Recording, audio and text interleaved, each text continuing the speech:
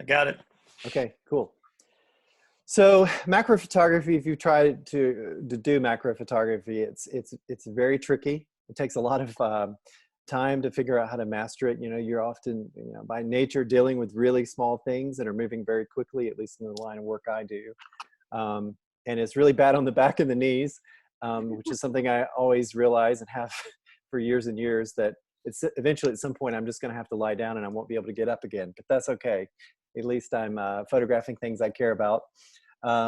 But it's also been an amazing career for me because I've been able to photograph things that I think a lot of people overlook. And I'll get into that in more detail. But as we go through this presentation, what I would like to say to you all is, like, especially with the work that I've been able to do with bees, which, I've had these different phases to my career, but it seems like every time I sort of go down a different path, I realize that not many people have been doing this. I mean, there's so many different types of insects, for example, that are incredible, beautiful, that no one's really photographing or photographing well. And when I first started photographing bees, for example, I mean, there were some people photographing native bees, but it wasn't what it is today. I mean, and this was probably only like 6 years ago. And so there's been a lot of serendipity in the work that I've been doing, but it's all because I was able to, number one, observe the natural world and see these small things, but also photograph them. And so for me, macro photography is like a never ending opportunity to reveal different things about the world. And also, I think it's allowed me to carve out a niche for myself. So what I would call myself is a natural history and conservation photographer, which basically means that I'm a photographer who documents more than just images of a scene. I'm trying to tell a story. I'm trying to document that natural history. So while I will do one-off photos, I'm more often than not working on a whole series of images that tell a story of a life cycle or a place, or paint a picture of a place. And then I in turn use those images to work with conservation organizations like World Wildlife Fund that I work for, and National Geographic or the Nature Conservancy, and these other organizations, to try to use those images as an advocacy tool for conservation. I've been fascinated with nature since I was a little kid. I was basically born with a hat on my head and a net in my hand. Incredible physique, as you can see, it's never changed. But I've always been really fascinated with nature. I'm not really sure why I was first drawn to insects, but my earliest memories are being fascinated with beetles and dragonflies and praying mantises, and they've just always been something that have fascinated me. So it's pretty amazing that I've been able to make a career out of that. Now, I should say, it's really special to be talking with you today. Totally unplanned. This is World Bee Day. And so it's very fitting that I'm going to be able to talk to you a little bit about some of the species that I'm really interested in. And you're in a really great, pardon? Oh, you're in a really great part of the world for bees, because in fact, as we'll get into, bees really love mountainous areas. They're extreme survivors and species that can fly in parts of the world that are quite cold. And in fact, in Montana, as far as we know, we have the highest number of bumblebees of anywhere in the country. And part of that's just due to the topography and these sort of long winters in areas with high altitudes. Bumblebees really thrive in those areas. So there's 20,000 known species of bee in the world, which is really amazing. Most people tend to think of honeybees, but in fact, honeybees are not native to North America. They were brought over in the 1600s. But there are many, many more species of bees that do lots of different things in our environment. There are bees that specialize in thistles. There are bees like this particular species that are fast-flying species that like to visit asters, and you'll find bees like this. Many bees are solitary, which means that they're not in a hive, they're not in a big colony, so they'll sleep on flowers. So one thing you can do is go out in the mornings and you'll see bees resting on flowers, often clamped by their mandibles. I'll show you some examples of that. One of the things that I love, especially living out here near the prairie, is that there are bees that start in the morning, sorry, not in the morning, but early in the spring. And then you'll see a cycle of different bees throughout the season. So by the time you get to sunflower season, you'll have really fuzzy bees like these Melisotis longhorn bees. This is a female, and you can see she's absolutely covered in pollen. They're just really great, fast-flying pollinators, and they make really dynamic bees to photograph. We have squash bees here in North America, in Central America. These are species that adapted specifically for pollinating plants in the squash family. And they wake up before honeybees even leave the colony and actually start flying before the sun rises. And oftentimes they'll also sleep in the blossoms like they are doing in here. This is a shot that I made in Utah. Many of our bees are really, really small. This is actually the first photo I ever made of native bees. I got really lucky, and I just went in my backyard, and this was in South Carolina, and started photographing bees. And these bees are about the size of a grain of rice, and this aster that they're on is about the size of a nickel. And I took these photos online and started sharing them with my friends, and it was hard for people to identify what I had photographed. And that made me realize if some of the world's leading entomologists who can normally just identify anything couldn't tell me what these are, then maybe there's something there. And so it was actually this moment that led me down the road to photographing bees.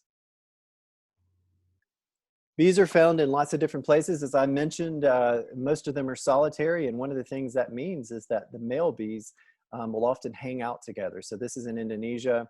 These are a type of bee that oftentimes the males will congregate like this. And you can see the stripes on the abdomen.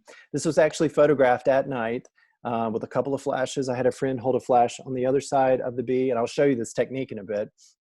And I had a fill flash on the front of the bees, and they're just sort of hanging there together, and their stripes, all of their stripes together sort of create a defense pattern that scares away predators, because, as we'll learn, male bees don't sting. No male bee can sting because the stinger is an evolved ovipositor. And so because of that, male bees are essentially defenseless. So in turn, what they do is they'll often hang out together like this to make themselves seem bigger at night. This is another example. This is in Panama. This is an orchid bee, and orchid bees are some of the most beautiful bees. And you can see that he's holding on to this stem with his mandibles, and they sort of go into a state of suspended animation. If you look at the end of the abdomen, you might see something and you might think, whoa, that's a stinger. What a stinger on that thing. Well, remember, male bees don't sting. So that's actually his tongue folded beneath his body. And in the tropics, you often have these situations where bees have very long tongues that have evolved to collect nectar from different types of plants. Another interesting thing about orchid bees is if you look at his back legs, they're sort of a big triangular shaped area.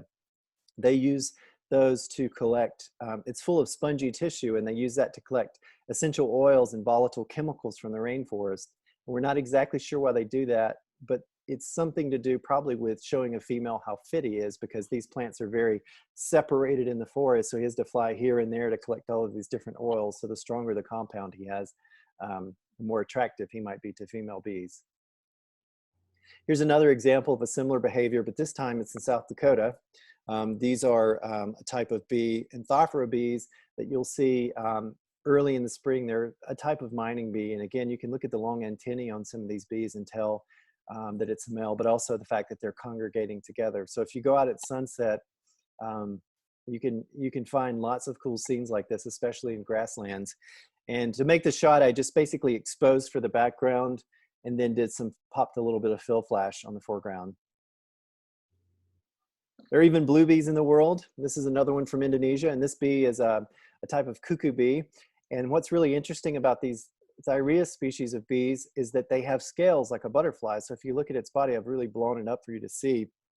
You can see that it has scales that will actually rub off on your hand, which is really unique. Bees are just so fascinating. And again, 20,000 species and 20,000 different ways to live their lives in the landscape. And most of these have never really been photographed, certainly not photographed from a life cycle standpoint. Even with bumblebees, there's a very small amount of bumblebees, but we have really, with some of the more common species, we still don't know where they nest or what their nests are, like the rusty patch that I'll talk about. I don't think there are any photos of its nest still. So lots of cool things to photograph with macro. There's some really bizarre examples. For example, this is a species that specializes in a type of plant in Argentina. And so the flowers that it visits, it's in the driest desert in the world. It's in the name is skipping me right now. Oh, it's in the Atacama Desert. and it visits a type of plant called a crinkle mat plant. And this is a place that hardly gets any rain at all. And so the flowers store their nectar really far down in the plant to keep them from dissipating. And so you can just see how bizarre this adaptation is. This is another bee from South Africa, a type of resin bee that uses its long legs to reach down in the flowers to pull out these floral oils. So evolution is amazing, and it's shaped bees in so many different kinds of ways. Even in the Americas, especially, this is a species from Central America, there are bees that can fly at night. If you look at the top of this bee's head, you can see these almost pearl-like formations, these ocelli that are used to gather light, moonlight, so that they can fly and visit flowers that open up at night. So anyway, I've just been blown away by all the things that I've seen. And probably about 16 or 17 years ago, I read this book. I'm sure many of you are familiar with it. This book called The Malay Archipelago by an explorer named Alfred Russel Wallace. And this is a person who was a renowned insect collector, but also known for being the co-discoverer of the theory of evolution. And he was a younger man than Darwin, and he was in the forest, and he was sort of in this malarial haze, and he was thinking of all of these ideas and how animals change over time. And when he got better, he wrote this excited letter to his hero Darwin and said, "This is an idea that I've been thinking of. What do you think?" And at that point, Darwin had been sitting on the theory of evolution for many years. He worked on a whole massive volume on barnacles and all these other things. He was a little bit afraid of what he would unleash once he released this idea. Anyway, so Wallace was an amazing person. But one of the things that stuck with me when I read this book was this description of a large bee. He described it as a large black wasp-like insect with immense jaws like a mandible, like a stag beetle. And it was formally described in 1859, which was a year after Wallace discovered it. And when I say he discovered it, there is an account that he may have seen it in the wild, but I've also read accounts from his own book in terms of that someone brought him the specimen of the bee. And so, you know, I was fascinated by the idea that there's this giant bee, and it actually wasn't seen again, at least by a Westerner, and it's not documented to have been seen again until 1981, when an American forester named Adam Messer went to these small islands where it lives called the North Moluccas to look for the bee. And I'll get into that just in a second. So anyway, in May of 2015, I was looking for bees in the Museum of Natural History in New York. And this person who I become really good friends with, Eli Wyman, we were looking at bumblebees, actually, specimens of bumblebees.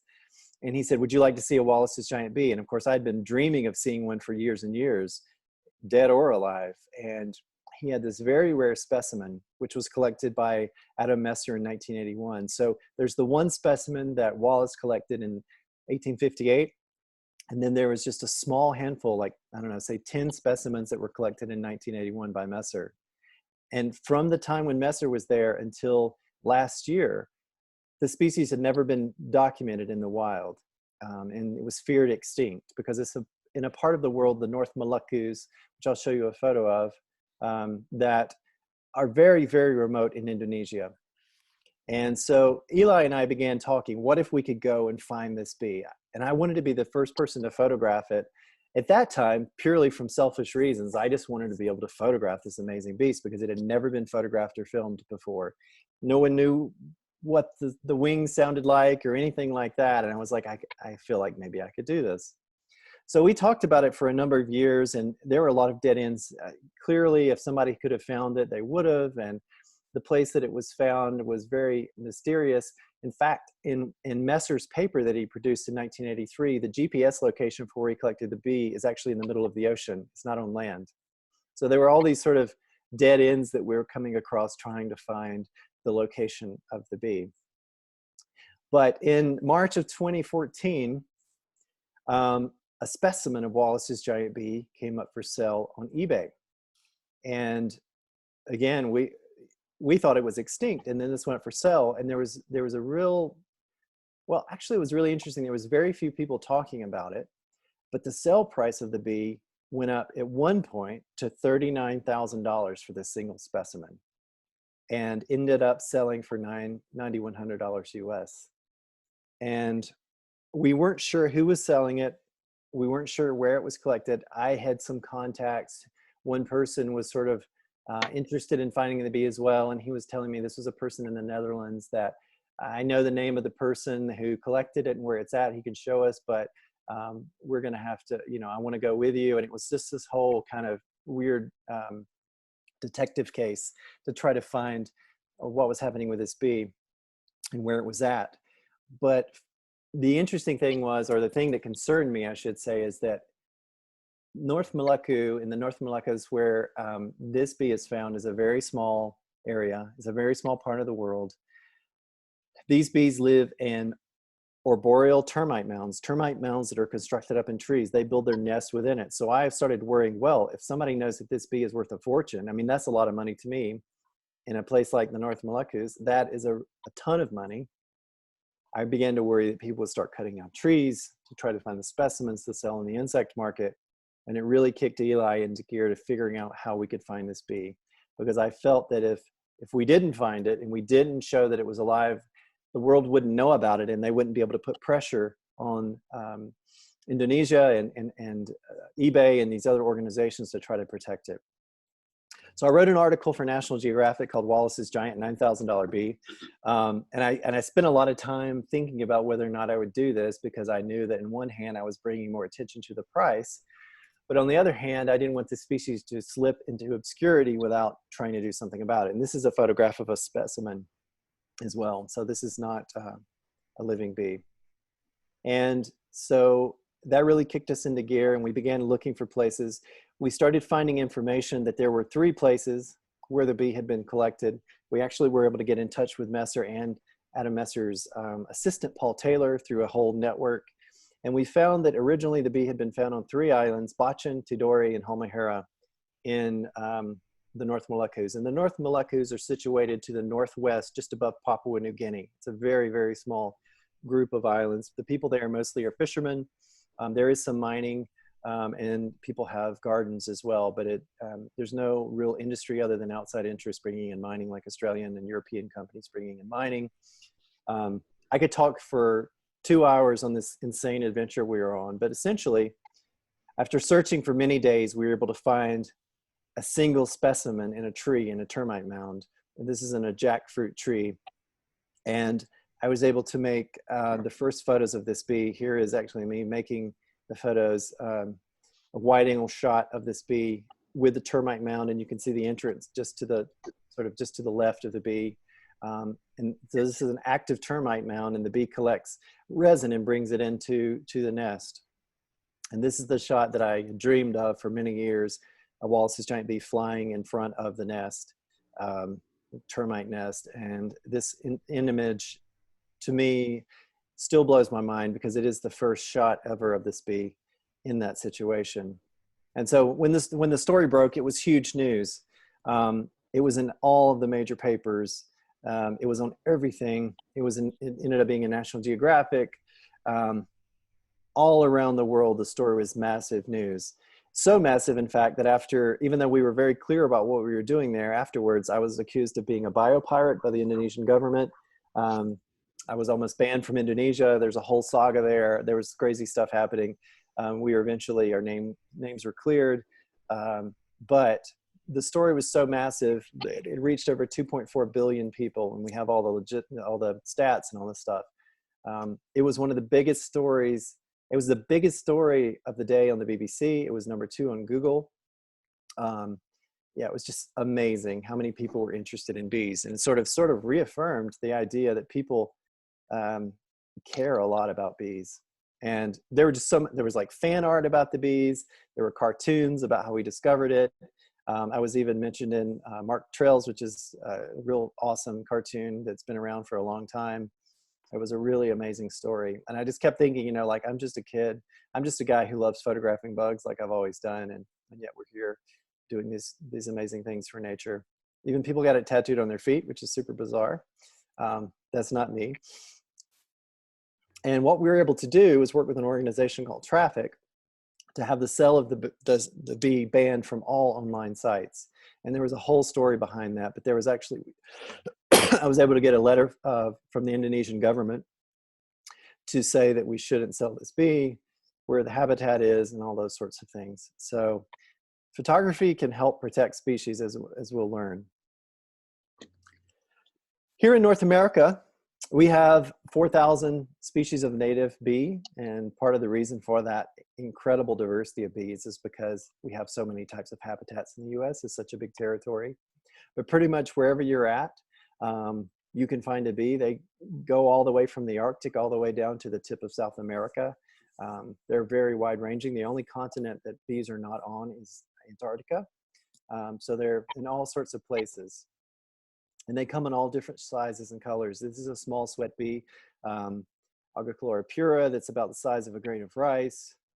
They're striped resin bees. They look very much like a wasp. Or these big fuzzy, fast-flying late summer bees, like I mentioned. Longhorn bees with these crazy antennae.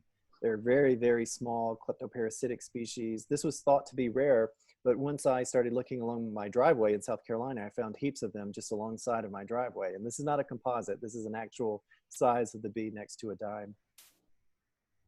They're fuzzy-legged leafcutter bees. This is one of the sassiest bees that I ever photographed.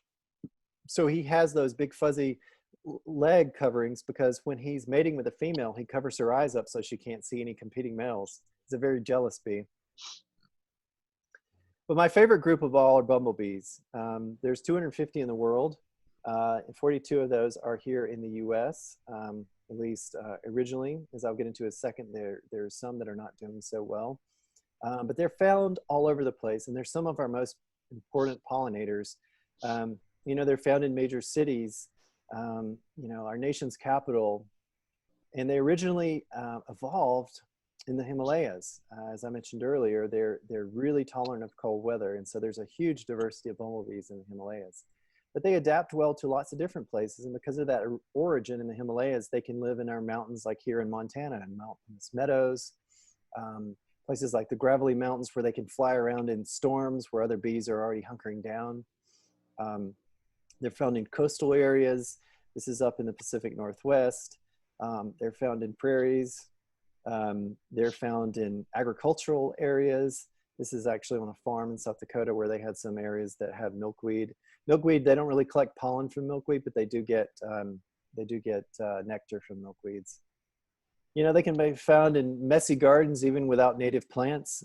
This is a male Bombus huntii, Hunt's bumblebee. And this is also a male Hunt's bumblebee in a community garden in Bozeman. But unfortunately, and one of the things that drives my work and the reason I like to photograph these bees is because 1 out of every 4 is at risk of extinction.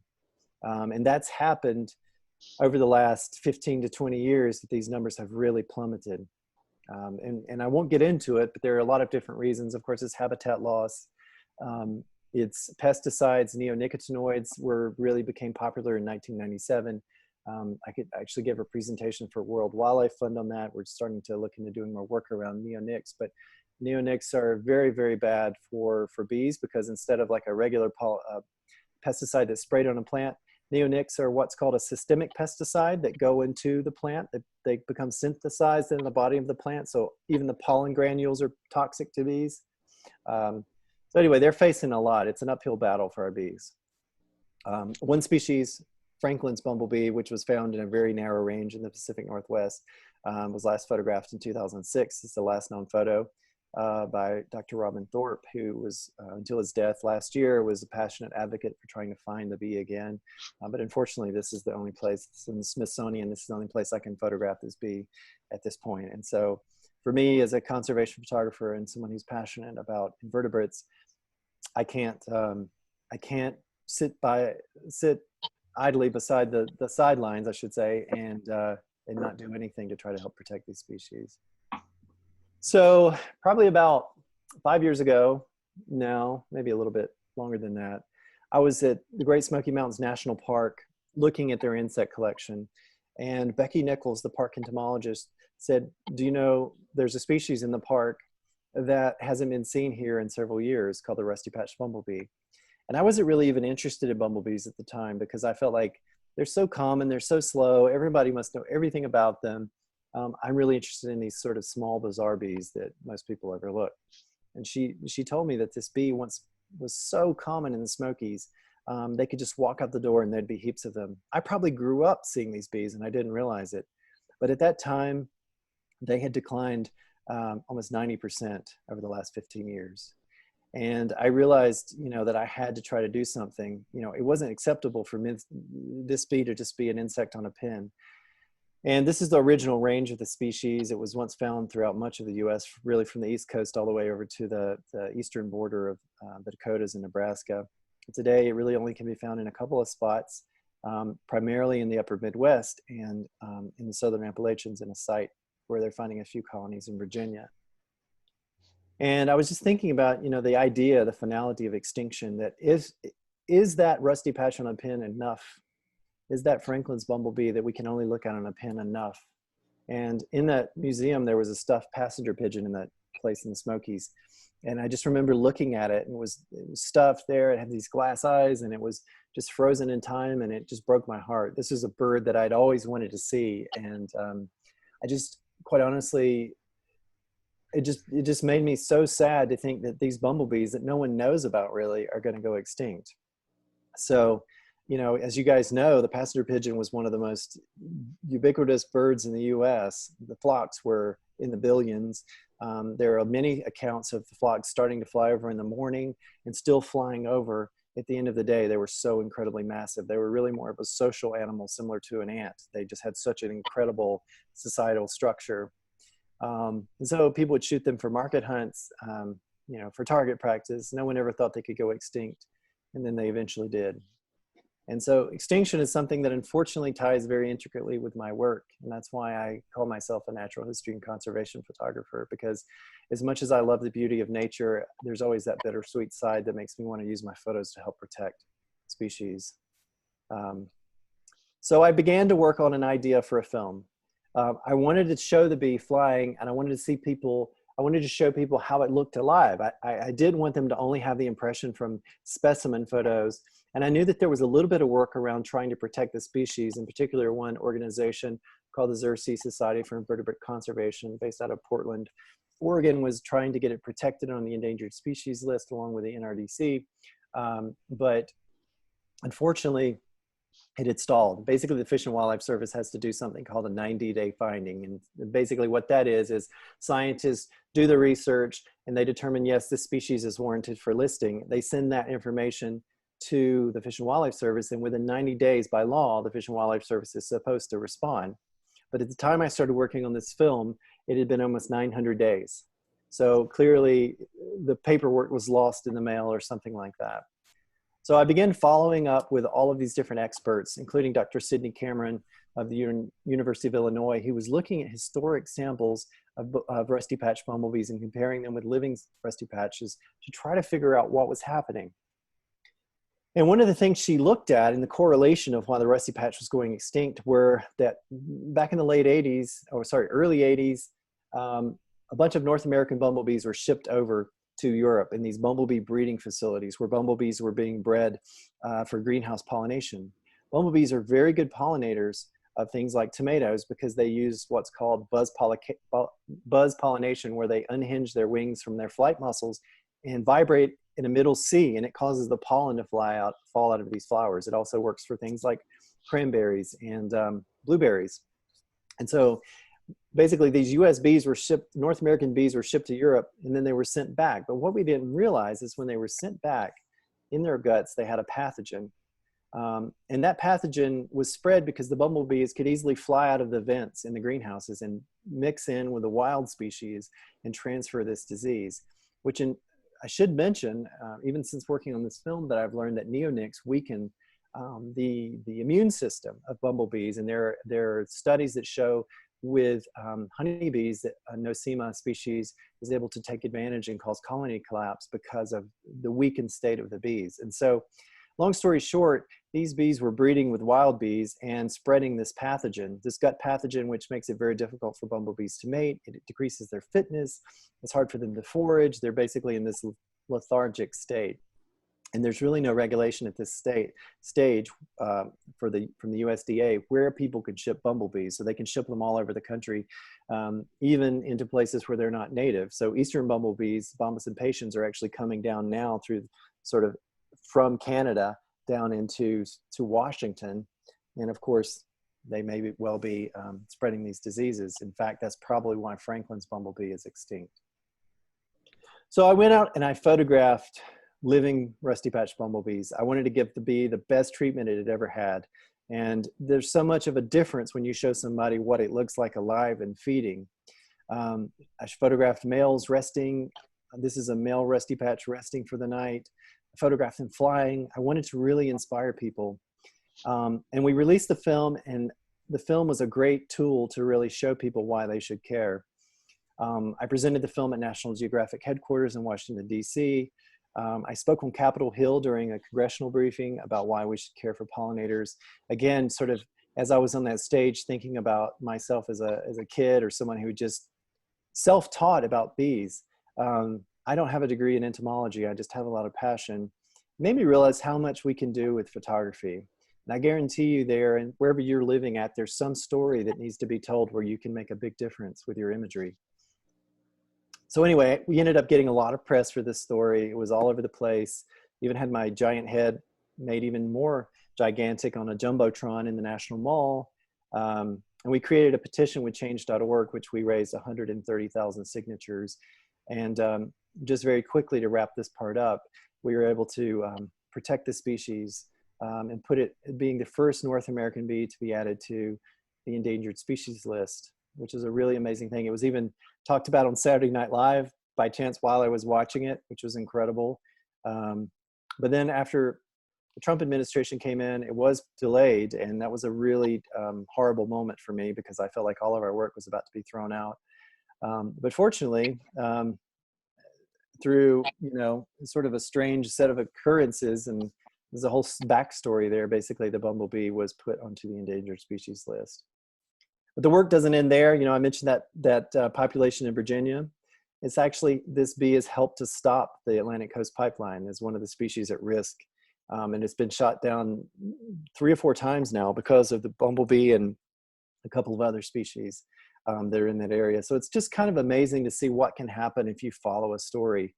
And it's still ongoing. As of September of last year, the NRDC had to sue Fish and Wildlife Service to get them to designate critical habitat for the species, but we're making progress. And I don't know, I just sometimes find myself in these situations and think, I remember when I didn't even know what an f-stop was, and now I'm, talking to you guys and sharing images on Capitol Hill. It's a sort of a wild ride.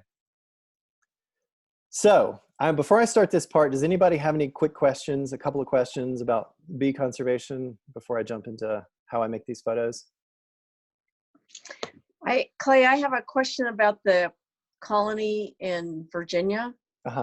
What is it, anywhere near Lynchburg? So it's in the Shenandoah. George Okay. Washington, it's in George Washington National Park, I think is what it's called. Yeah. And there's about 6 colonies that they found. And there's probably more, honestly. These are pretty remote areas that they've been finding them in. Thanks. Mm-hmm. Anyone else? Okay. All right, so I'm going to give you what I consider just a few really useful tips for doing macro photography. Clearly, there's nothing you can exchange for time in the field. There's nothing you can exchange for patience and just learning and making a lot of mistakes. But these are some of the things that I think will help you a lot. And this one is something you read about in, no matter what kind of photography you're doing, but it's amazing to me how many people don't really try to change their perspective when it comes to photographing small things. So over 99% of life on Earth is smaller than your finger. Just think about that for a minute, that what we consider wildlife is only a small percentage. Most of life on Earth is so tiny. And so it's always interesting to me that people don't spend more time thinking about all of those small things. Wilson famously estimated that there's 10 quadrillion insects alive on Earth at any given time. 10 quadrillion. And, you know, that's just insects. That doesn't include all of the other invertebrates. And so if you think about that alone, you realize that, wow, there's a lot to be focused on. But also, if these things are so small, we have to change the way we look at it. And that essentially means that we're all giants. We're all very large creatures. And that's the reason that we end up being very focused on all these big things. Sorry. These big things, because they are more of a similar size to us. So sometimes you might see something flying by that looks like a tiny speck. But when you look at it up close, you realize like this is a type of sweat pea. There's very similar ones here in Montana, and I'm sure in Wyoming, that's just smaller than a grain of rice. But when you look at it up close, wow, it's like something you'd imagine to be living in the tropics. And this is the thing too. It's like, we always wonder why our subjects run away, but we're these towering giants. I mean, this is terrifying. If you're wondering why you try to photograph a butterfly and it flies away really quickly, part of the reason is that we're looming over these things. So getting on the ground, sort of changing our perspective, not only helps the animal be more calm, but it also allows you to get a different perspective, which brings the viewer into your world and to their world. This is also pretty basic. You understand when you're photographing a moose or a bear that you need to focus on the eyes. We get that naturally when we're photographing mammals, things like monkeys. We sort of connect with that gaze. But for some reason, when people are photographing small things, they tend to not worry about that. And part of that is because the eyes are different. There's less of that connective gaze. But it really makes a difference, because I think, you know, people can connect with those small things in a different way. If you've ever photographed a jumping spider, for example, you know that they're looking back at you. I can tell when a bee sees me. I can tell when an ant sees me. And so that comes across in the image. Yeah, so an example with a deer, but then, you know, in birds, we always do that, but also with beetles. So granted, this is not as soothing to look into the eyes of a tiger beetle as it is a mule deer, but having those eyes in focus means that you can have areas that are more shallow depth of field. And in fact, sometimes that's a really good thing with macro. So you don't always have to be at f/16 when you need more light. And of course, if you've ever tried macro photography before, especially without flash, you know that light and blur are always the two things you're fighting. So opening up a bit and just getting sharp on those eyes allows you to get a little bit more speed in your photo process. You know, and that works with small things like frogs as well. You know, sometimes you just want to have that eye in focus. Another really, really important tip that I'll give you is, you know, learn how to play biologist. If you don't have a degree in biology, that's no excuse not to understand, to the best of your ability, the biology of the subjects you're photographing. And I sort of liken it to, imagine being a sports photographer. You know, you've been given this job to photograph a football game, and you roll up to the event knowing nothing about football. I mean, can you imagine? You're going to be photographing the wrong things. You're going to be looking the wrong way when the winning touchdown happens. But for some reason with nature, because it is nature and it's everywhere, people tend to feel like, well, I don't really have to spend the time to learn about this because I'm just going to photograph it and learn later. But where that messes you up is that I've really gotten very good, for example, at predicting the behavior of a bee. I can tell when that bee is going to fly away. I can tell if it's flying around my head that it's doing that to mark the location, so I feel like it'll come back. All of these kind of things make my pictures, makes me a more successful photographer. This is an example of this is a group of eastern carpenter ants, and these are aphids beneath an American beech tree.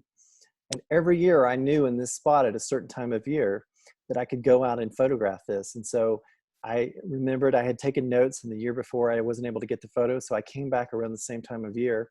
And this is a very small leaf, probably about this big. And I was able to get underneath the leaf and document this rarely seen kind of experiment using a wide angle close-up setup, which I'll talk about in a second. So really understanding the biology helps you. Again, this is a sleeping bee, and I knew that I could go out on the goldenrods at a certain time of day, get down low with the sort of backlit bees, and I could see where they were landing so that I could make this photograph. And there are lots of clues that you find in the environment. For example, I was seeing these leaves in my garden with the bites out of them. And this is a very specific, especially with that little curl on some of those cuts, it's a very specific marking of a type of bee called a leafcutter bee. And so I read about this and I learned that leafcutter bees typically don't fly any further than 20 feet from their nest. And so I began looking. I started searching and sort of doing, walking the grounds around where this was at. And lo and behold, I found a nest, and I was able to sit out in the soil, photographing a female leafcutter bee bringing these pieces of leaves back to her nest. So, there is the luck of just serendipity where you're walking through and you find things, but more often than not, similar to the giant bee, which took me years to figure out what it might do and where it would be at, understanding the behavior of your subject really helps. And by the way, if you're interested in photographing a bee on a flower or returning to the nest, what I would really recommend you do, and this is the same exact technique I used for that first photo I showed you of the two small bees on the aster, is go out, put your camera on a tripod. I often don't use a tripod, but in this situation I do. Put your camera on a tripod and pre-focus a little bit away from the nest. I'm sort of several inches away from the nest. I'm shooting in midday right now so that I can have a really high shutter speed. And typically midday is a terrible time for photographing a lot of things in nature, but for insects, it's really good, especially if you're using flash, because you can use that really fast shutter speed. So I'm pre-focused on my finger. I have my camera on my shutter speed on continuous high, so I can just machine gun it. I've set up a couple of flashes also on light stands around the nest because I'm trying to really freeze the motion. I set my camera on what's called rear curtain shutter, which means that instead of firing at the beginning of the exposure, the flash fires at the end. And I always keep my flash setting on rear curtain, because what happens is, if, for example, you're photographing an insect that's flying around, if the flash fires at the beginning of the exposure, it shoots a sharp image, but then the insect flies over that. Maybe it's a butterfly, it'll fly over that and blur it out. Whereas if you have the flash set on rear curtain, the bee can do whatever it wants, but at the very end, right at the moment before the shutter closes, it shoots a beam of light, makes that sharp impression, and then you've got it. And that's exactly what I've done here. And so basically it's trial and error. And the reason I like to pre-focus is because then I don't have to look through the lens. That's very hard to look at a very small thing. By the time my mind can register that the bee's flying through my field of view, it is already in the nest. And so by pre-focusing, having it on a camera on a tripod with a remote release, I can watch for the bee flying around. And as soon as it gets close, I start shooting as it goes into the nest. And you might have to do that a bunch of times, but you're going to eventually get some shots that work. And it's just a matter of fine tuning. And then, of course, I get this whole sequence of her going into the nest, and even got a kleptoparasitic species coming in, which was going to go in and lay eggs inside of her nest. So, once you get these setups, it's really fun to just sit and watch and see what you can find. There are so many clues. I was out in South Carolina, and I was photographing for a number of years. I've been photographing these really rare pitcher plants we have called mountain sweet pitcher plants. And they're only found in a couple of places in the Western North Carolina and South Carolina. And I noticed a few of the pitchers had this grass coming out of them. And I wasn't sure what that was. I thought, is that a hummingbird nest, or is that from a spider, or, what's going on? And so I began to do research and couldn't really find any examples of this with this particular plant, but I did learn of something called a grass-carrying wasp. And so I began to look for these wasps in relationship to the pitcher plants. And I was in a place called the Green Swamp Preserve in North Carolina, where they have these huge bogs of pitcher plants.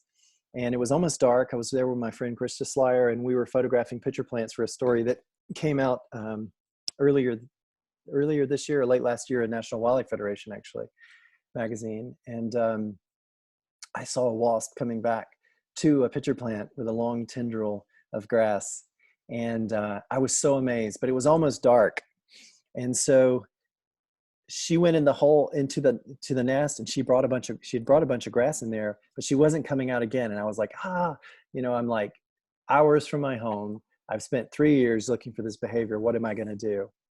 And so eventually what I ended up doing was putting a couple of flashes on both sides of the pitcher plant to illuminate it from the outside and peering down inside. And I was able to make the first shot ever of this particular type of wasp nesting in a pitcher plant. And I don't know of any other photos of this to date. And it's all because I saw something and I had a question and I recognized that it was something that was out of the ordinary. So you can sort of see that the flashes are coming through the walls of the pitcher plant. I mentioned earlier, for those of you who are at the beginning, that I use a lot of different kinds of lenses, but one of my very favorites, and just to show that you don't have to have the latest and greatest equipment, is this 30-something-year-old Nikkor 55mm macro lens labeled as micro, which at least until recently I could buy pretty cheaply on eBay. They're really great lenses, and because I almost always shoot in manual for macro photography, because I'm always sort of moving up onto my subject, trying to get it in focus. Automatic focus is very difficult for macro because you're often shooting in vegetation where there's lots and lots of distracting elements for the camera to focus on. But by the time you get focused, the subject flies away. So it's a little tricky. And so I've just gotten in the habit of using my body almost as a focusing rail. And so these simple manual focus lenses work really well. And if you've been having trouble with macro, having trouble getting things in focus, I'd really encourage you to learn how to shoot manually. And again, setting your focal length and your magnification of where you want it to be, and then moving your body and looking through the camera to get it in focus and shooting. It works great. And this is an example of an image of a small sweat bee that I made with that lens. Just really simple, one handheld flash and off-camera flash. And I'll talk about flash in a second, but always taking your flash off camera with a mini softbox is the way to go, because sometimes you might need to quickly move it away. When you're photographing insects, I find that, number one, I want to sort of mimic the natural light. My goal with flash is always to help the viewer forget that there's any flash in there to start with. Sometimes I will show you some examples of some dramatic portraits, but usually, more often than not, I'm trying to do something that just looks natural. And so being able to move the flash away from your subject is really, really useful. And again, having that diffuser, that softbox on there helps a lot. Another lens that I really love, I think this particular one is discontinued, but if you can find something in a similar focal length, the Sigma 180mm macro is a great lens, especially for photographing very skittish subjects like small snakes or butterflies that won't allow you to get very close. A longer macro is great. They work really well, and they also create a beautiful bokeh, especially if you're photographing in areas where there's lots, again, distracting elements, branches and things like that. It works really well. For example, this is a rough green snake that I photographed. It was sort of moving through an oak tree. It was a really bright day. There was certainly some natural diffusion through the leaves, but if you'd seen this shot, if I'd photographed this at like f/16, it would be incredibly confusing to look at. There was just so much going on. But by shooting, I think I shot this at about f/11 or f/8 with that long macro lens, it just makes this beautiful wash. And so I really like this kind of image. And it works great for a lot of different subjects, because insects like to hide in very cluttered places. That's where they hide. That's where they find their food and nest. So just examples with that lens. So there's lots of different things you can do with a long macro setup. Another really important tool for the macro photographer is something called an extension tube. And extension tubes are nothing more than a ring of metal that move the back element of the lens away from the sensor.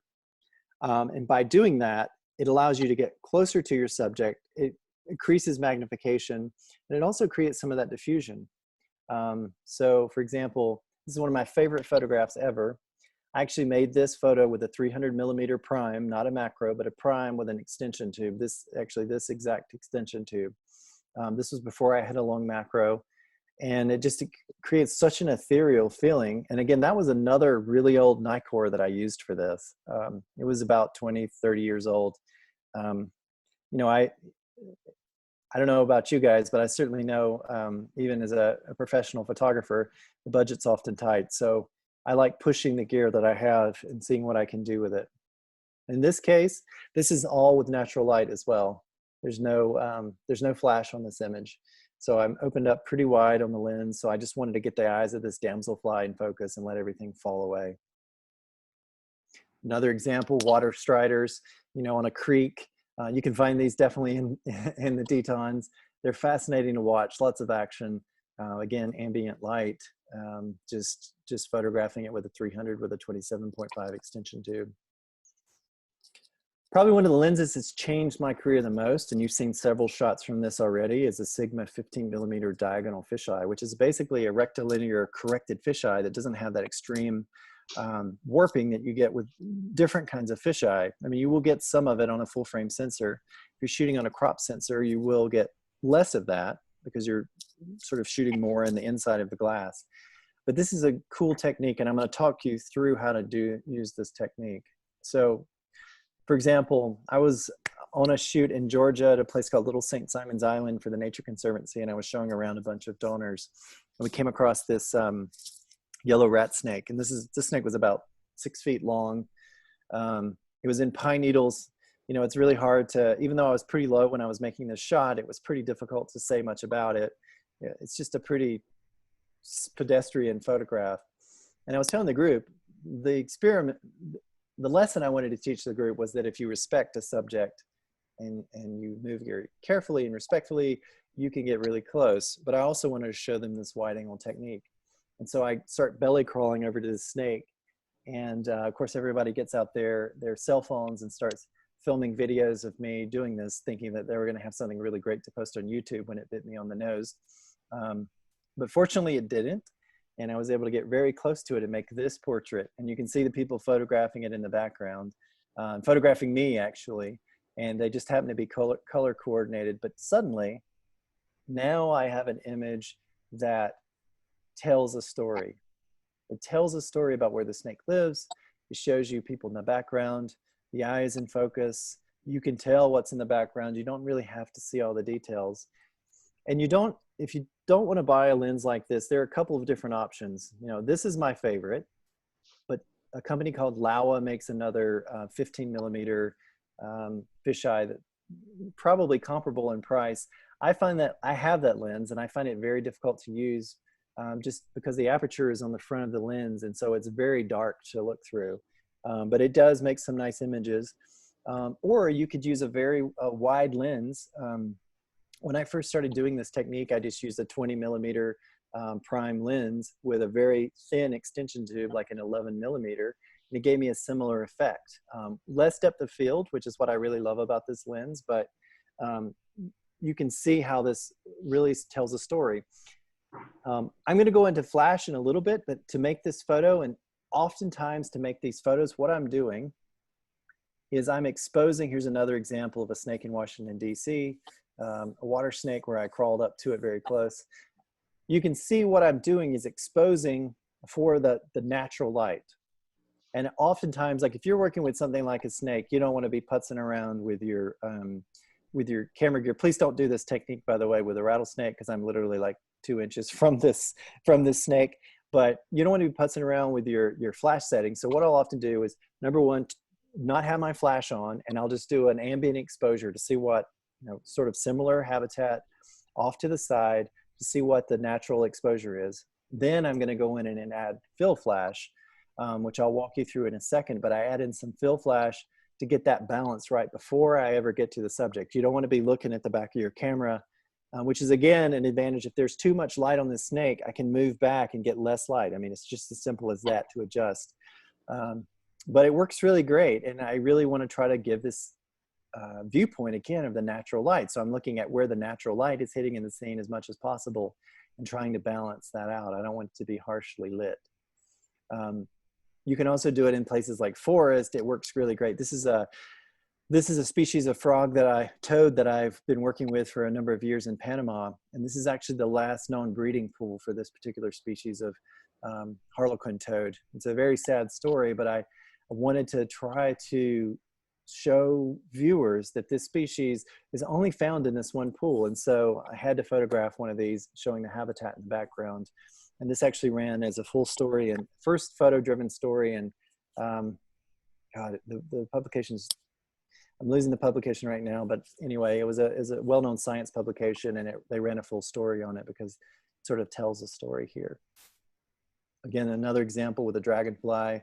It just works so well. This is with a single flash above the dragonfly. It's a, if you want to photograph dragonflies and you're not good at chasing them around, go out early in the morning. They'll be out before the sun really comes up well, drying their wings out, and they'll be covered in dew. And of course, insects are ectothermic, which means basically that they have to be warmed up by the sun before they can fly. So you can get really close.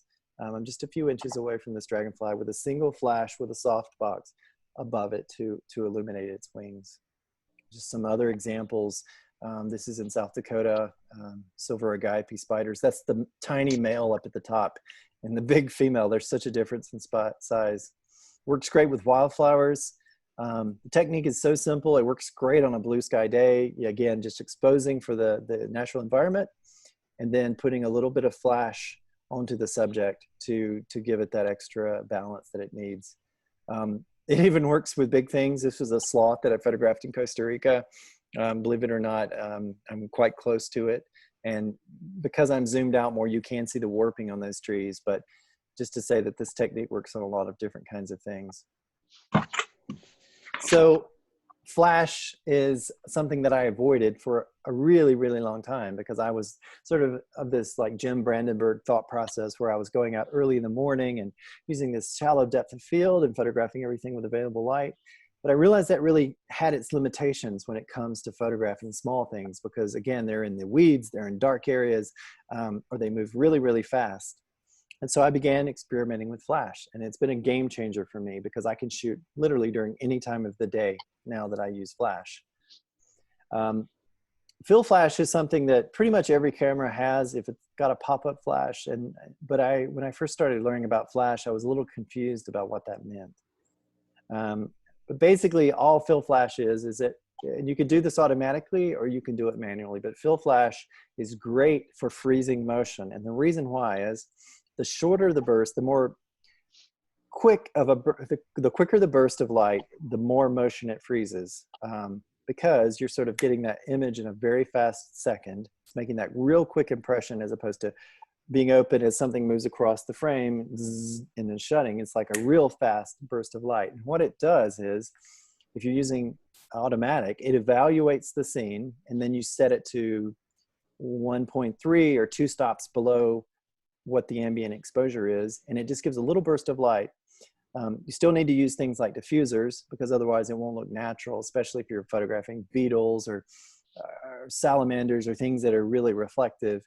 But for example, in this situation, this bee is flying towards the morning sun. I love photographing things that are backlit because it's so dramatic. But if I had not had fill flash on this image, the bee and these flowers would be in silhouette because the light, you can see the rim light around the bee, the bumblebee, and he is flying towards the sun. And so having that fill flash goes in and gives me those details. It's just basically filling in the shadows, but also freezing that motion. And this is a setup I often use. I often will just put something like a diffusion dome, this cap that's up on top of the flash. These are so cheap, but they really do help, especially when you need often with fill flash, I don't always want to have, depending on the situation, but if I'm photographing when it's very bright, sometimes I will just use a diffusion dome to give me just a little bit more light. The soft boxes are amazing, and that's what I prefer to use, but sometimes they diffuse the light so much that I can't really get the speed and the amount of light that I need. And so you can see in this situation, I'm just in some wildflowers, sun's kind of coming over my left shoulder, and I'm looking for those opportunities to photograph the bee silhouetted to get something similar to this. And I should also note that I'm using that 180 macro in this shot.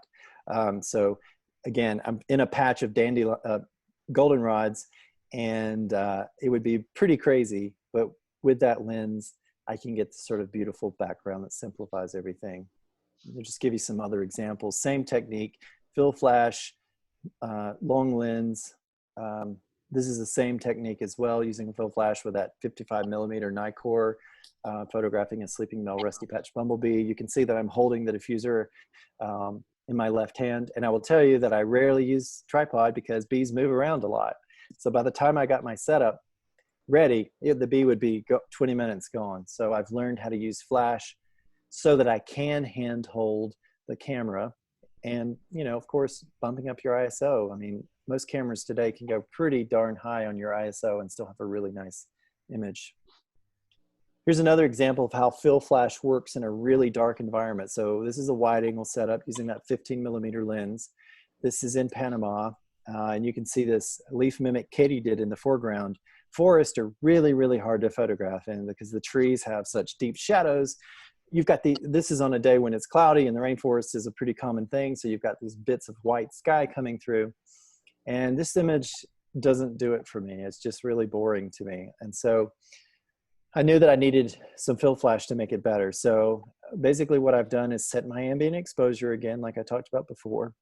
Now I'm going to try some fill flash. Now this is the first one of the many attempts that I did, but you can see, yeah, the subject is illuminated better, but it's really, really harsh.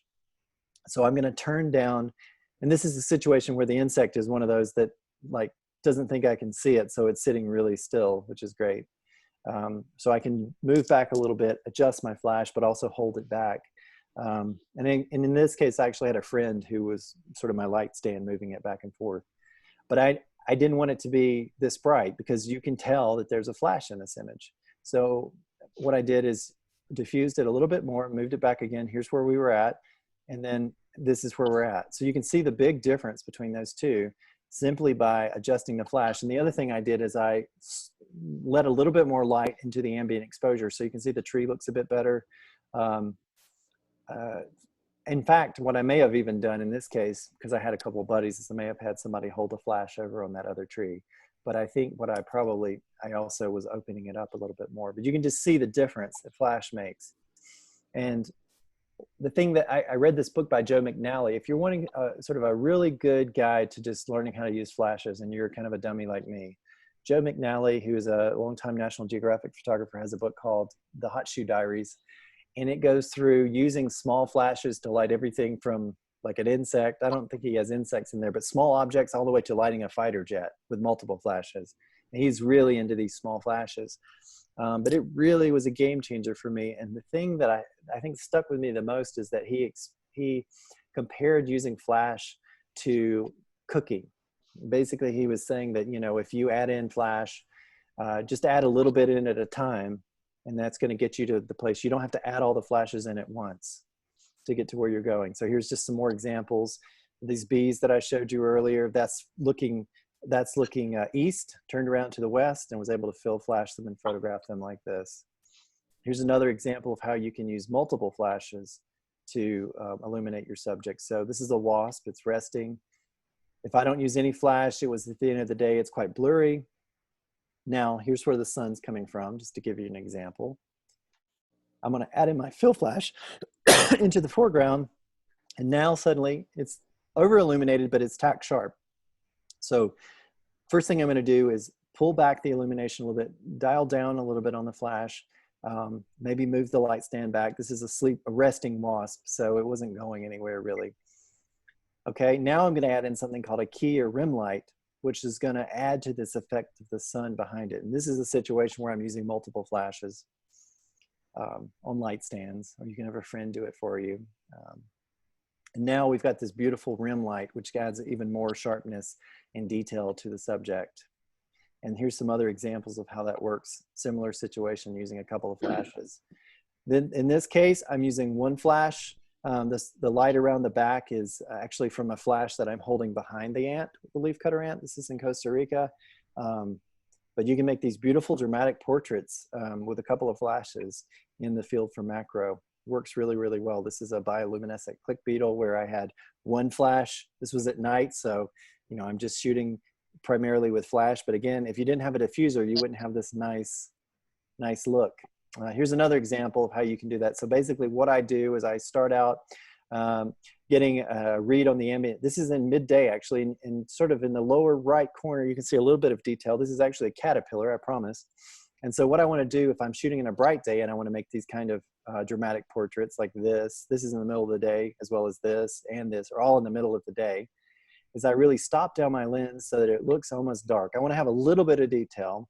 So I'm at f/16, I'm shooting at probably 250. maybe even a little bit faster than that, which is great. Next thing I'm going to do is add in my flash on the foreground, the diffuser, and suddenly you see the caterpillar, but you can notice the hairs on its body are being lost in the background. So by adding another flash behind, suddenly you have this rim lit effect, which works really, really great.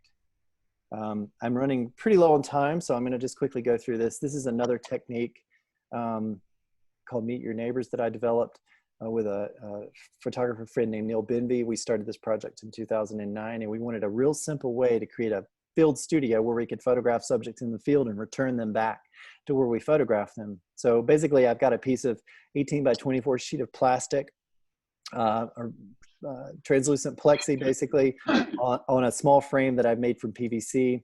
You can see that I have a flash beneath the plexi and one above it. So what I'll do in the setup is, first of all, I'm going to turn on the flash beneath the plastic. You can also turn it up for flowers, as I'll show you. I'm going to set the flash underneath. I'm going to turn that one on, and I'll put something like a rock on top of the plastic, or whatever, a stick. And I'll set the flash to be powerful enough that it blows out all of the information in the white part without overwhelming the subject. And something that's really helpful to do is to turn on your blinking highlights on your camera so that you can see. Normally that's telling you that something's overexposed and that's a bad thing, but in this case it's saying there's no detail in that white area. And once I get that where I want it to be, then I turn on this top flash, which again is just a fill flash. Here's another example of me working with a cricket in San Francisco. And it allows you to make these amazing portraits in the field without digging up a flower. You wouldn't want to dig up a lady slipper orchid, but you can photograph it right where it's growing. The bees are photographed the same way on this table method. I have this Tupperware container over the bee. I wait till it stops flying. I lift it up, shoot it, and put it back down. You can make all of these amazing portraits. Even I made some tanks where I was photographing things for the Nature Conservancy in water. You just can't see the water because the light's passing through it. And it's just a great way to photograph things. Right now, you know, we're all sequestered at home, and there's lots of insects in our backyard that you could be making these amazing portraits of. It works so super well. And once you dial in your light, you pretty much just assembly line style. You go find something, photograph it, and release it. It works really, really well. And even things like spiders suddenly become like jewels, things that people have never seen before. Even sometimes photographing venomous snakes, but you always with an assistant. Even fish, like I said, you know, different kinds of aquatic things look amazing. I even had a guy in Australia who was shooting for this project. We ended up having people around the world shooting for Meet Your Neighbors in many different places. And he was telling me about these parrots that were coming to this park, lived nearby to him. And I remembered the first time I went to Australia, and parrots were landing on my shoulders. So I was like, set up a background. And this works at bird feeders really, really well. Set up the background, set up your flashes, and just wait. And so that's what he did. And this is an example of him photographing the parrot just on a perch. And you can make these really cool sort of Audubon style portraits of wildlife. And it's just addictive. Like the project's been going on for a bunch of years. We've had many, many exhibits and articles and all these kinds of things. And the whole idea is to bring people closer to their local wildlife. And it's a great way to remove the distraction of the background and help people see species in a new kind of way. And so my very last tip is, I think, something that's super important and vital for macro photography. Don't be afraid to make mistakes. I feel like everybody expects to go out and photograph a butterfly or a bee and just nail it every time. And I can promise you, one of my biggest tips to my success has been, I'm too stupid to quit. So I showed you earlier on this photograph of a black-tailed bumblebee flying in front of the Golden Gate Bridge. And this was on a shoot for National Geographic. I was supposed to be going out photographing lots of things. And I really got stuck into wanting to shoot this sort of iconic image. I was like, I want to show a bumblebee with the Golden Gate Bridge. And I was really sweating because I was like, I already spent like a couple hours trying to do it. And eventually it worked out, and it was on the cover of their annual report and really the big kickoff to my bee project. But it took a lot of trial and error. So, you know, started out again trying to figure out that ambient light. They were on this slippery hillside, you know, and this is just an example of like where I was starting to kind of get what I wanted, but they're out of focus. There's people riding by on bicycles, and this is a male bee, and he's just chilling out. He's not doing anything very exciting. cars coming by. You know, I'm getting closer at this stage. You can see the bee is resting, but it's not flying. I wanted to see it flying. My friend Neil Lozen in the background was a photographer friend of mine with me on the shoot. Kept getting in my image. It's driving me crazy.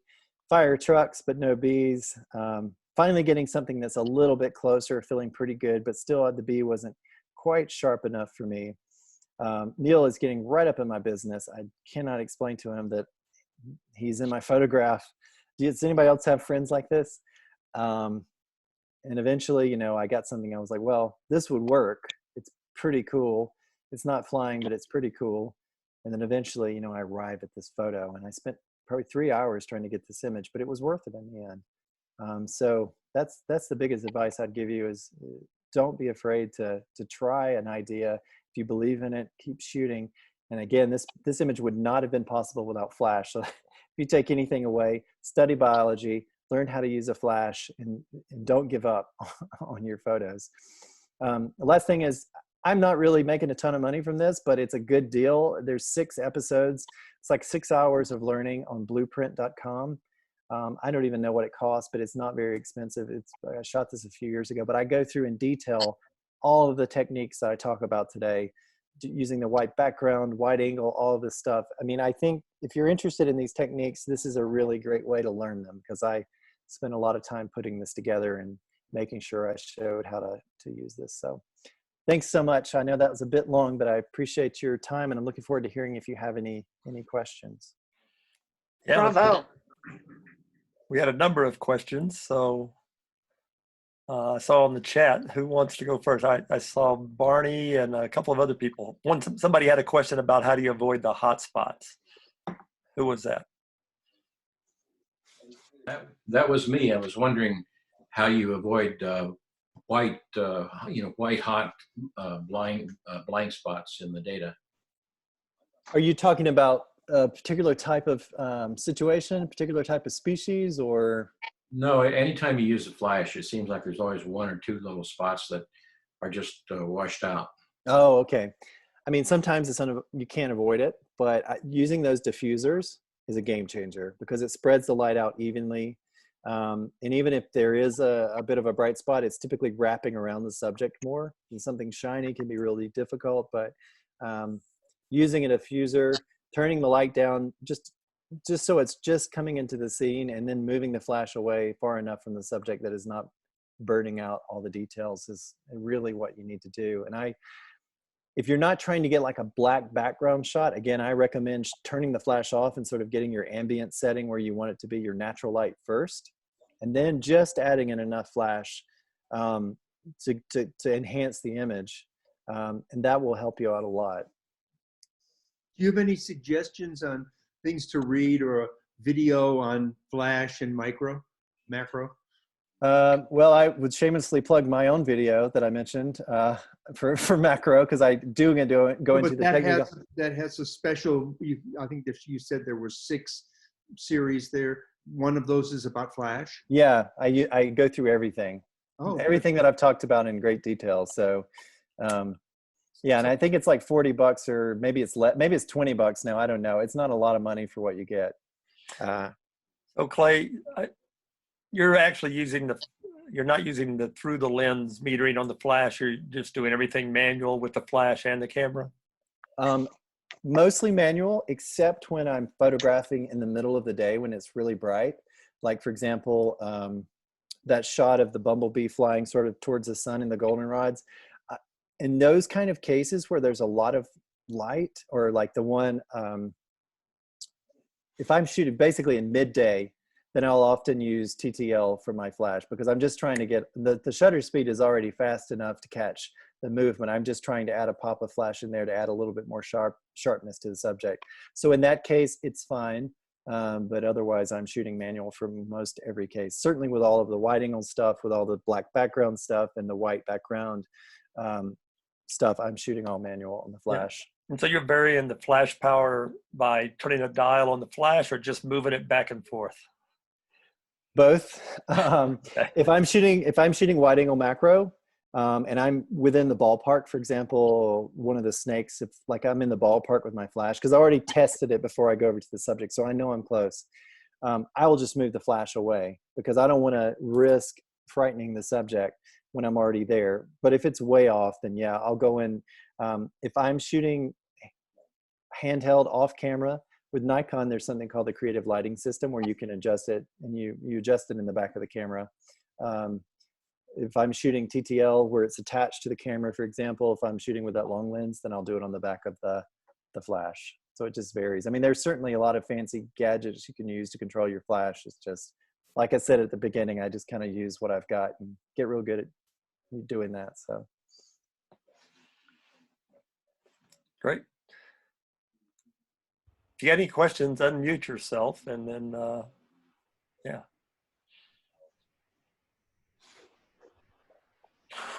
Okay, Christine said this was fabulous, although she's doing it by chat, so. Mysterious. We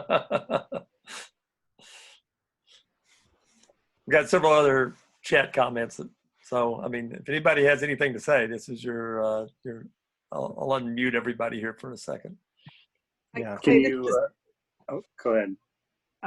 Clay, this is Becky Hawkins. That was a great presentation. Thank you so much. Thanks, Becky. How high in ISO do you go before you get worried about getting pixelated?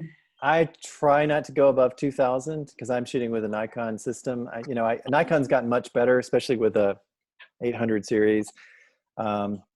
But I try not to go above 2000, but like with the Giant Bee, this was like my one-time chance. And so I think I was like well over 3000 to get that shot, which was just making me crazy. But I try not to go over 2000, but of course, sometimes the shot's there and you don't have any other options. So I will do what it takes to get the photo. It's better to get a photo than not. And, right. Topaz actually has a really great noise program that works really, really good. But yeah, 2000 is usually my limit these days. And on the that Sigma 180 millimeter macro lens, what's the range on that? The f-stop range on that? I think that's I think that one's a 5.6. I do think there might be a faster version, and that goes up to like 22. But I'm usually shooting at, I usually shoot at f11 or lower. It just depends on what I'm shooting with that one. I really like that soft effect that you get from that. So typically shoot pretty wide open on it. Okay. Well, that was a great presentation. Thank you again. Thank you. My pleasure. Clay, this is Barney. Again, great presentation. I do have a question about sync speeds and how you overcome that. So you said that you shoot rear curtain sync, that's a great tip. And most of the Nikon cameras, of course, the sync speeds maxes out about 1/250th of a second. So when you're shooting rear curtain sync, you can go higher than that and still accommodate the flash? Yeah, so there's actually something you can do. I'm sure you can do it on Canon, but on Nikon called high speed sync. And it's just basically a setting, and then you can just turn it up to whatever you want it to be. Yeah. So yeah, 1/250th is the default, but with high speed sync, it'll be a game changer for you. If you don't do that, then you'll get this black bar in the middle of your image, if you've seen that before. Thanks. Mm-hmm. Hey, Clay, this is Aaron Linsdale. I was wondering, what do you have next in the pipe? I mean, this is some spectacular work, and thank you very much for coming on. I'm just curious, you've done all these incredible things. You're in the now what department?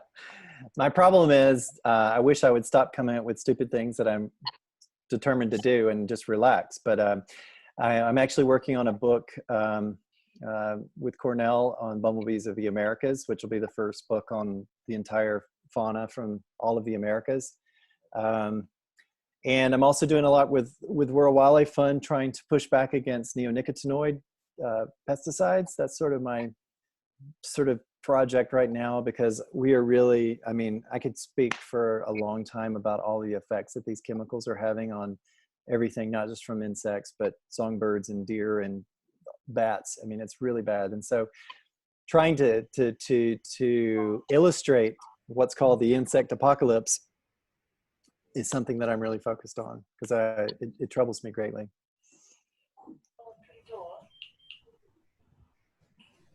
Yeah, that was good because I do a lot of macro. It's usually jewelry, so I don't have to. Usually, it doesn't run away. Well, you should be good at photographing beetles at least, because they're very similar to photographing jewelry. Drew or a snail or something. Yeah. Nice. That was great work. Thank you. Thanks, Thank you Aaron. so much. Appreciate it. My pleasure. Clay, I really enjoyed this. I'd like to look at things 2 or 3 times, so I'm hoping that, David, can we put this on the Teton Photography Club website so people that weren't able to come tonight were able to see it? Well, we'll put it somewhere. We'll figure that out. So. Well, somewhere it may not be that I could take a look at it. No, we'll get that taken care of, Randy. Okay, good. I was telling Clay earlier that I had spent quite a bit of time one day trying to photograph dragonflies, so I may have to use some of his techniques because I actually got dizzy. I walked in a circle so many times. So, Yeah. They do tend to follow a pattern, though. They do, but man, they are so good about being just out of the range that you want them to be at. It's really hard. So like if you really wanted to just get some photos, go out early in the morning along the edge of a pond and you'll find dragonflies hanging out there. But the minute the sun comes up, you better be ready because they'll immediately like start shivering their bodies and their flight muscles to warm their bodies up and they'll be gone. So. Well, I thought this was fantastic. Does anybody else have a comment? I have one more question. The neonicotinoids, what are other names, or would that be listed on a label? Neonic is what they're also called. No, and here's what's really troubling, just to get off on this little bit of a tangent. So maybe in the late 90s, these big chemical companies, Bayer, Syngenta, and Monsanto started buying up the seed companies. So 60% of the world's seed companies are owned by these chemical companies, and they coat their seeds, unless they're organic, they coat their seeds with neonics. And the thing about neonics is that they're incorporated into the plant. So 100% of non-organic corn and I think 75% of soy, if it's not organic, has neonics in it already. You can't wash it out. It's a systemic pesticide. And so that's why these things are so troubling. And there's a lot of backroom deals going on and to ensure that these products are being used and in some ways forcing farmers to use them. So there's some policy stuff that needs to take place and some legislation that could help producers who don't want to use that. Wow. But if you, unless you buy organic, I mean, that's the only way to guarantee that you're not getting neonic-free products. Wow. Thank you for that. Yeah. And you're right, it's depressing. It's so depressing. Yeah. Well, thank you. Sure.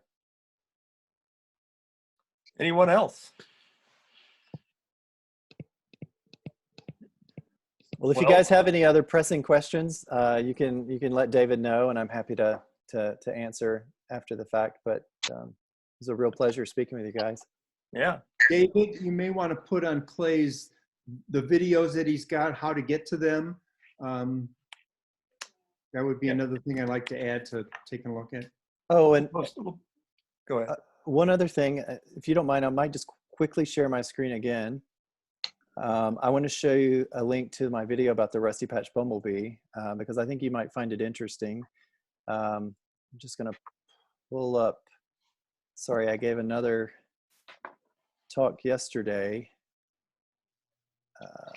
Sorry, guys, I just want to share this with you. It's rustypatched.com, but I think it's easier if you see the address. So if you want to see the film that we used, you can go to rustypatched.com and watch it for free. I have some other videos just on bumblebees and stuff on YouTube. Can you guys see it? No. Okay. It's not full screen. Can you? It says sharing is bring your shared window to the front. Anyway, it's rustypatched, patched.com. Yeah. I don't know what's going on. So anyway, I'll put the link to your website and I'll put that in there also. Okay, great. Yeah. And that's free to watch. So. Great. Well, thanks very much. Thank you very much. Thank you. Wait a My minute. pleasure. Go photograph some bugs. And yeah, John Carney just put it in. It's just rustypatch.com. That's it. Yep. Y'all can all look at it on the chat there. So sounds good. All right. Take Great. care. Thank you. Very Thank good you. presentation. Bye. Take care. And everybody, look at the rules on the nature contest for June. Thank you, David. Thank you. We're going to hit the end button unless somebody has Thank you. something. Nope.